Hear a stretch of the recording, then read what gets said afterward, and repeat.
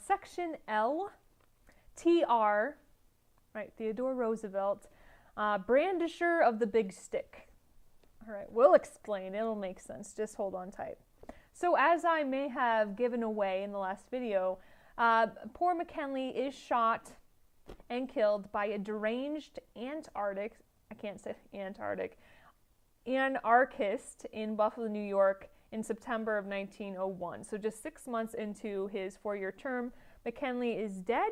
So Roosevelt, at the young age of 42, becomes president, and he is the youngest president up to this point. You should know about his personality, because his personality definitely is reflected in how he runs the government. First thing you should know is Theodore Roosevelt, TR, is considered to be the first modern president because he really, really expands the authority and the power of the presidency. All right, history of Theodore Roosevelt. Short little biography here. From a wealthy New York family. He was very, energetic. He had a self-imposed exercise routine he did every single day. He was a graduate of Harvard with honors. He had worked on a ranch and then became a cowboy in the Dakotas. Later on, we see him fighting in the Spanish-American War in Cuba as a Rough Rider. Really just this go-getter cowboy, very intense, very, I'm gonna, do things my way, things are gonna get done. He had a huge ego. Okay, it was said that he wanted to be the bride at every wedding and the corpse at every funeral, meaning he wanted to be the center of attention, that sort of thing. Okay, so we'll see his personality, personality really spill into politics. He was not going to be tiptoeing on any eggshells anytime soon. All right, Section M. So this section's talking about the Panama Canal. The title, Building the Panama Canal. Because here's the deal. We've always been thinking about building a canal through Central America, but this problem is really highlighted, or this need is really highlighted during the Spanish-American War, because we had a warship called the USS Oregon, not surprisingly off the coast of Oregon, that we wanted to bring to Cuba. But it took 2 weeks for this warship to go down the coast of California, all the way down the coast of South America, around the corner, back up all the way to Cuba. It took 2 weeks. So it really highlighted the problem we had there, that we really did need to start thinking about building a canal. So Theodore Roosevelt decides to set up this commission to kind of figure out what's the best way to go about doing this. But before he can really do anything, he has to deal with England. Because remember, hopefully you do, in 1850 we had made a deal with England. It was called the Clayton-Bulwer Treaty of 1850, and it more or less said that the U.S. and Britain would kind of leave that area alone. No one would build the canal. Everything's good. So now we have to kind of make a new treaty with Britain to make sure that Britain is okay with our canal building. That's what I wanted to say. So this next treaty, for the life of me, I can't pronounce, so I'm going to spell it. It's called the Hay dash. It's PAUNCEFORTE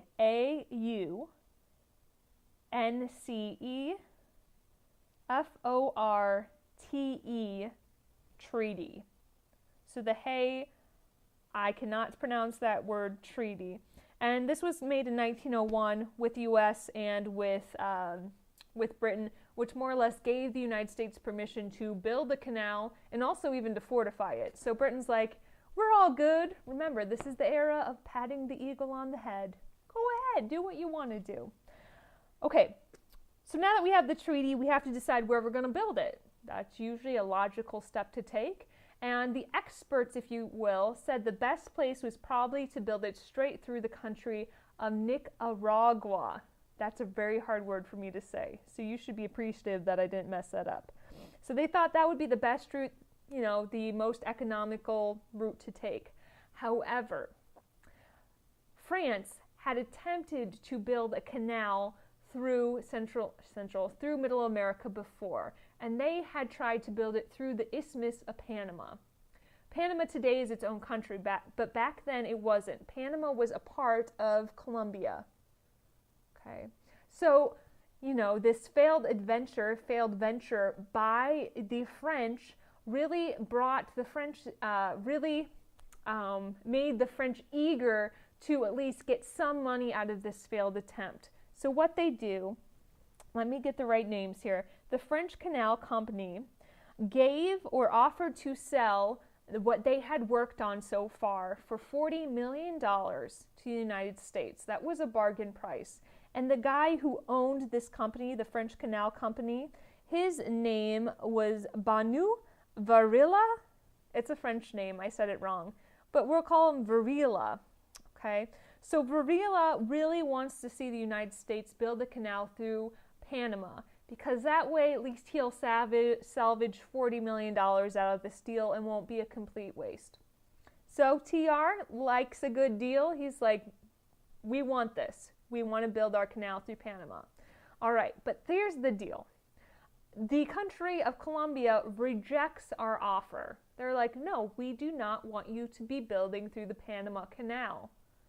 So TR, not taking no for an answer, kind of brings about a rebellion in Panama. I say TR, but it's really this guy. His name is Varilla, the guy who owns the French Canal Company. He really doesn't want to lose that $40 million because that's a lot of money. So Varilla kind of incites a rebellion in Panama against Colombia. Because also the people in Panama wanted to see this canal built there, because that meant a lot of money for Panama, a lot of industry for Panama. So I don't know what you call them, the people in Panama, along with Varilla, kind of incite this rebellion. And the United States sends warships down to make sure that troops from Colombia cannot get to the rebellious Panama. So after only 3 days of rebellion, TR officially declares that Panama is a country, recognizes their independence, and then within 15 days, he signs a treaty with this new country of Panama, allowing the United States to continue to build the canal through Panama. Oh boy. So it takes till 1914 to actually complete the canal. The French had already started and we kind of picked up where they left off, but it was really, tropical climate. A lot of people died of disease and of accidents for that matter. But, by 1914, just the start of World War I, we see that 48-mile-long canal being successfully completed. Yes. Okay, Section N. TR, once again, Theodore Roosevelt's, TR's perversion of Monroe's doctrine. Ooh, doesn't this sound intriguing? So we have more problems south of the border.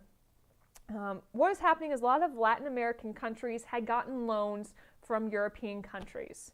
For example, Venezuela had gotten a loan from Germany. But the issue here was Latin American countries weren't able to repay these loans. So they're becoming heavily indebted to European countries. So we slowly start to see European countries kind of interfering with these Latin American countries. For an example, kind of an extreme example, Germany actually bombs a city in Venezuela, So we're slowly seeing Europeans kind of creep their way into Latin America to try to get their loans repaid. America does want nothing to do with this. Latin America, remember the Monroe Doctrine? This is our hemisphere, get your hands away. So what Theodore Roosevelt does is he creates this new policy. It's called the Roosevelt Corollary to the Monroe Doctrine. And he's just adding something to the Monroe Doctrine. And what he's saying that the United States has the right to interfere in any Latin American country, more or less, they see fit, to ensure that Europe stays out. Latin American countries aren't really a fan of this policy because, like I said, it's more or less the United States saying, hey, I can interfere wherever I want to in whatever government I want to. That's kind of not very awesome, especially if you're a Latin American country. Some examples of this corollary in action: we actually pay the loans for Venezuela, so Germany can't, mess with it. Also, there starts to be this kind of rebellion forming in Cuba. So we send in troops and kind of police Cuba for 3 years, that sort of thing. And really through these actions, we're not making any friends in Latin America. They're very ticked off about the Roosevelt corollary, more or less saying the United States, no one can mess with the Latin American countries except the United States. And also they're super ticked off about Panama. They're like, you done Colombia wrong. You had no right to incite this rebellion and just take Panama because you wanted to. You totally, that's not right. So Latin American countries are getting mad at the United States. Oy vey. Sure. Section O, Roosevelt on the world stage. So, President Roosevelt starts becoming involved in global politics. And we'll see kind of 2 cases where he really steps in and kind of arbitrates disputes. One we'll just get out of the way quick because this one's really easy. There are some mediation that needs to take place between there are some disputes in Northern Africa, and he mediates those disputes, and he actually wins the Nobel Peace Prize for that, so that's kind of cool. But the bigger deal here is really a conflict we see between Japan and Russia. Why not talk about Japan and Russia? Well, here's the deal. Russia is in a very Arctic climate, right? So a lot of their ports will freeze over in the winter. So Russia is on the search to find a port near Russia, but a port that doesn't freeze over in the winter. And they find that in Port Arthur. Okay. Port Arthur, however, is awfully close to Japan. And Port Arthur, or in Japan, really doesn't like to see all of these Russian ships kind of forming or gathering in this port that's so close to Japan. They feel very vulnerable. So this is what happened. Japan more or less says, hey, Russia, take your ships out of Port Arthur or else. And Russia's are like, or else what? And Japan's like, or else we will attack you. And Russia's like, bring it on. So Japan's like, I'm going to go and I'm going to attack you. And that's exactly what Japan does. Japan brings troops or sends ships into Port Arthur, where Russians had gathered a lot of their naval ships. And Japan just gives Russia a whooping, just creams them. And then they continue to fight other battles where, it's just humiliating more or less to Russia that Japan is just crushing them. But here's what happens. Slowly but surely, Japan is running out of men to fight, and they're running out of money, both of which are needed if you're going to be fighting Russia, because Russia has a lot of both. So Japan, wanting to get out while they're ahead, secretly go to our friend TR and say, hey, can you please arbitrate a settlement here to end this conflict?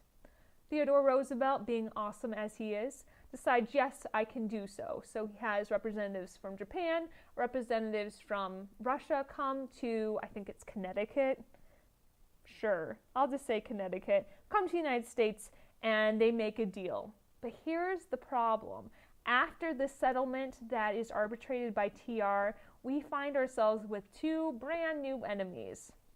For example, Russia doesn't like the United States. They thought they got a raw deal because the Russians knew they were awfully close to a victory with Japan, because they knew Japan was running out of men. They knew Japan was running out of money. So they really had hard feelings against America, because they thought that had, America not stepped in, eventually they would have won the war.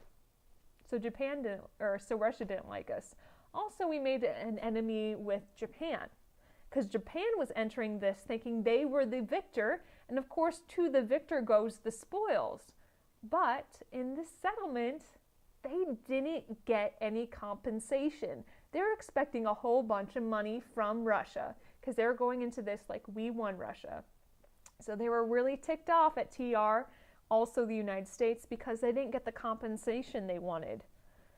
What can we do? We're just trying to help out. Anyway, so let's continue last section. Section P, Japanese laborers in California.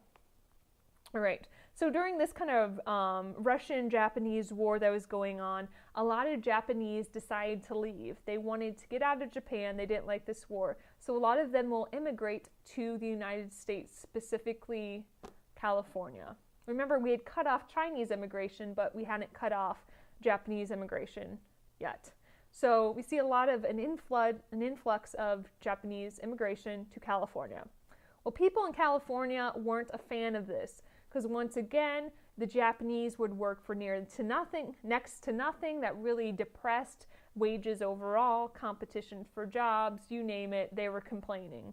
So what they did, specifically San Francisco, the San Francisco School Board kind of segregated the Japanese, Korean, and Chinese students. So all the Asian students were kind of placed in these second-rate schools, really segregated from the rest of the Americans. So Japan was looking at this and saying, what the heck, America? Like, what's wrong with our students? Do you have a problem with them? Because you have a problem with us if you have a problem with them. So it becomes this big deal. Right, so Theodore Roosevelt has to step in once again.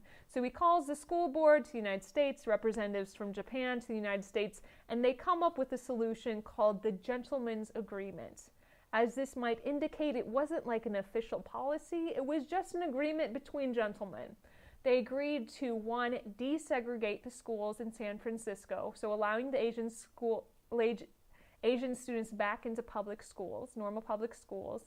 However, in return, Japan agreed to stop issuing passports, therefore stopping the immigration of Japanese into California. So we see the setup of the Gentleman's Agreement. So that's good and well, but TR didn't want to seem soft.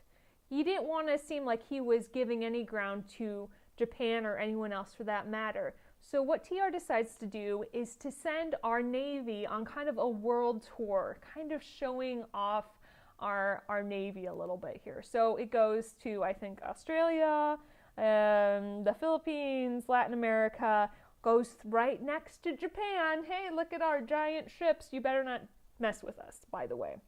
And surprisingly, this actually goes pretty well. We actually become very friendly with Japan after this incident. There is an agreement that's passed between the United States and Japan. I'm going to also spell this out because there's no way I'm going to pronounce it right. The first word is root, R-O-O-T, and then it's dash. Here we go, T-A-T-A-H-I-R-A. Root Ta Korea Agreement. This is passed in 1905. More or less, it's saying that we're going to respect each other's possessions in the Pacific Ocean.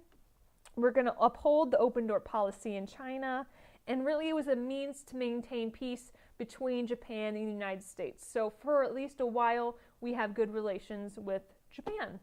All right, that is done all for this chapter. Next chapter, we're going to actually enter a new era in American history. We're going to be entering the progressive era, a time of reform, a time of muckrakers. It'll be wonderful. So hold on tight till then.